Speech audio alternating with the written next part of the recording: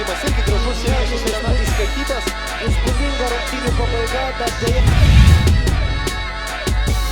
Dariu Gordonu dažniau imtis iniciatyvas ir štai dabar Goldanas sukuria gražų epizodą, įsibėgėjo nuo tritaškio linijos ir pataiso netagi Corey Fisherio metimą. Iš karto toks epizodas jau pretenduoja gražiausio susitikimo epizodą. Geras perdavimas po krepšiu, stogą rašo Gafonovas. Ohoho!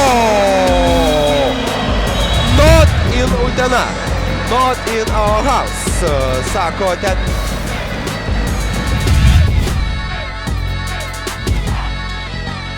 Igną Vaitkų uždengė Rokas Giedraitis, vėl Lietuvos Rytas greitai įsibėgėja. Artūras Gudaitis. Monstriškas jo dėjimas iš viršaus.